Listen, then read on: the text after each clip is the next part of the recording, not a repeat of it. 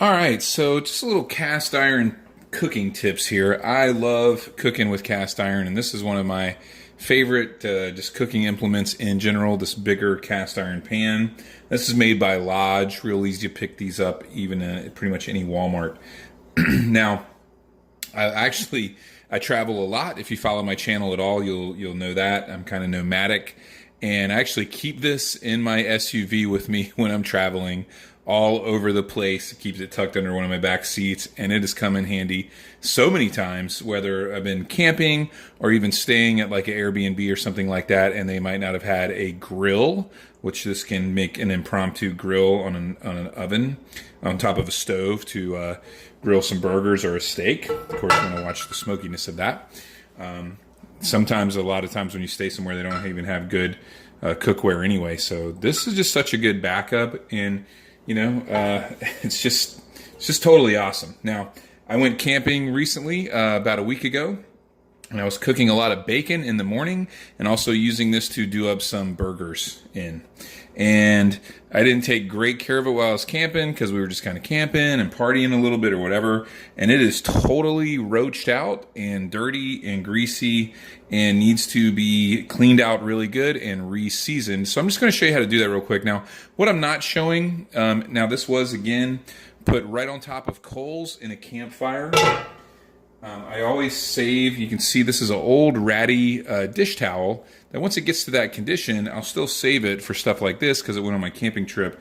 And I used this to sit it in the back of my truck or back of my SUV or whatever, sitting on top of this so it didn't get the back of my SUV dirty. And you can see the soot there.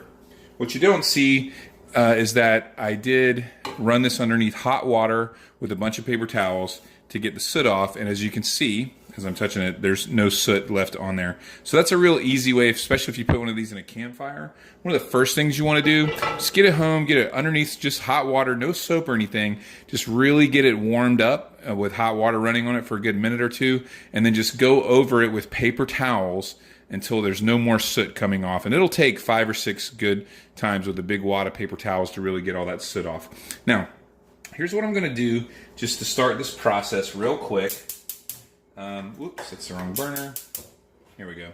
I'm going to get this thing heated up a little bit, and I'm just going to add a little bit of water to it.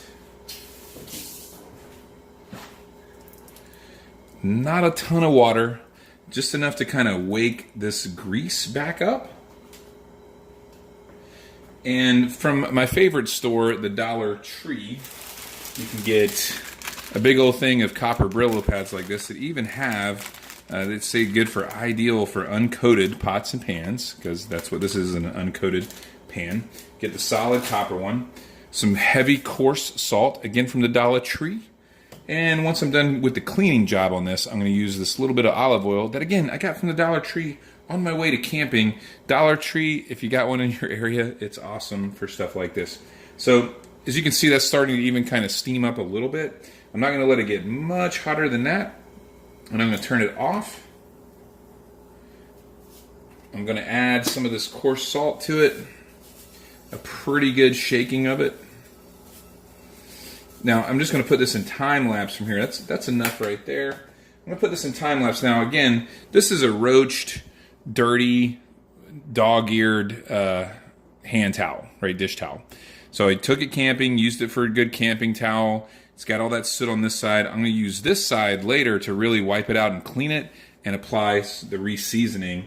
What I'm going to do now, and I'm just going to time lapse it, is I'm just going to give this some good old-fashioned elbow grease to get up just the baked on bacon grease and hamburger grease out of there and get it loose, and then wipe it up with this and then just throw it away because it's already had a second life doing this. It had a second life, had a first life as a dish towel. It had a second life as a camping towel and to bring this thing home. Now it's going to have a third life to clean this thing up, and then I'm going to throw it away. So that's 3 uses out of that thing. I'd say that's pretty darn good to get 3 uses out of something. So anyway, I'm going to time lapse it from here.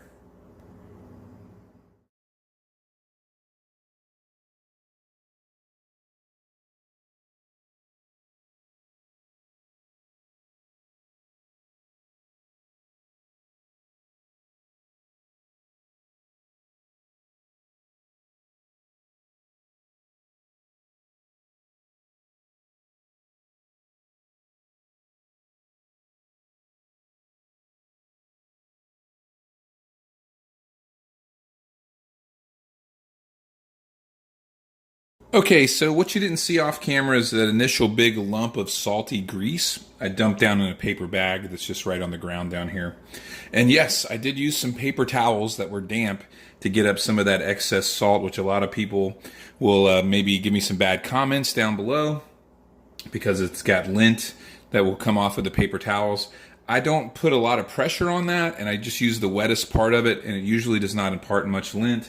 And then again, I'm using the unsooted part of this old dish towel to wipe up the rest of that. So now I got the pan kind of scoured and kind of sorted back to square one.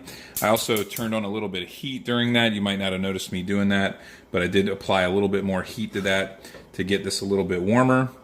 Almost to the point where, where you can't touch it anymore. Not super glaring hot, but to where you can't hold your fingers on it for more than just a little half a second. At that point, I'm just going to drop a little bit of this oil on here. Doesn't take much. Just going to give it a drizzle. Again, I'm getting a third use out of this old dish towel. I'm going to get a nice clean part of it that doesn't have any soot. And I'm just going to give that a good rub in all the way around. Doesn't take a whole lot of oil to get back on there and give it a nice, good seasoning. Just a nice good coat. Is this pan perfectly seasoned? I would not say that it is perfect.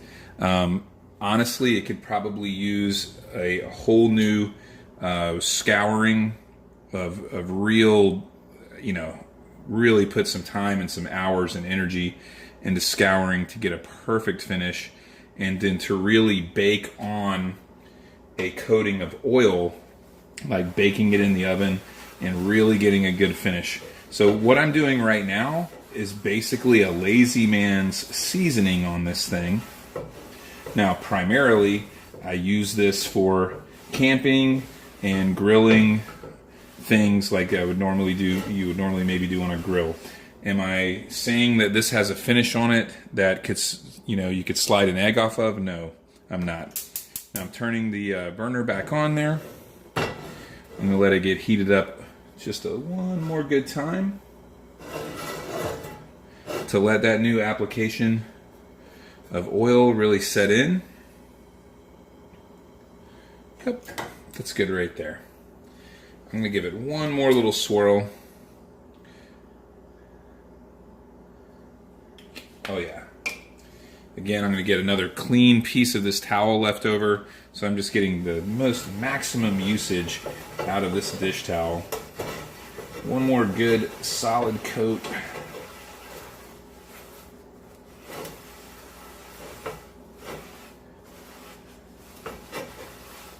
Turn that heat on one more time.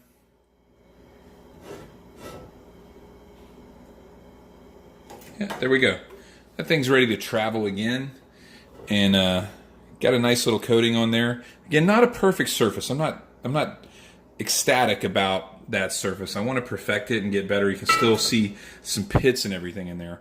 But that was a quick, very low mess way to get that back to being usable from like 3 days of just complete neglect on the campfire, coated in grease, baked on, caked on, charred stuff. Now it's back to something that's at least usable. And that's that. There you go. So, there was very little water used on that. No soap, of course. And I just can't say enough about good cast iron cooking. It does come with a little bit of extra maintenance like that. But just trying to show you that maintenance doesn't have to be much. I mean, again, this thing is toast now. I'm not even going to try to save it. I'm just going to throw it away. When you get 4 of them for $1 at the Dollar Tree, plus the other stuff that you need. I mean, I got that even when I went out for the camping. I mean, you just can't beat the value, if done right, of cooking with cast iron and what that gives you. Such a great cooking implement. Anyway, do me a favor. Like what I did, don't like what I did. Hey, comment down below either way. There's a lot of different ways to do it. Again, I'm not saying this is the perfect cast iron maintenance thing. It's just the minimum maintenance that you need to do if after a camping trip you got a pretty roached out big cast iron pot. Don't just throw it in. What too many people do is they'll take something like this and it'll be all roached out and they don't have the time to do it properly and they feel like, oh, I just need to put so much time to do it right. They'll throw it in their garage. It'll sit there for a couple of years. It'll get all rusty. They'll end up throwing it away. They'll never use it again. It doesn't have to be perfect. At least get the grime out of there. Now you got something that you can kind of use again and a good place to start from. And you can see it didn't take that much time. I belly ached and talked more than anything else. You could do this in like 5 minutes and get it back to something that's usable and that's not going to sit in your garage and rust. So anyway, a lot of love for the cast iron out there. You've got to give it some love back because it certainly pays off in the cooking. Anyway, I'll shut up. Hit that thumbs up button if you don't mind. It really helps. Hit the subscribe button too. It feels good. Most importantly, have a wonderful day and get yourself some cast iron in your life. You need your minerals.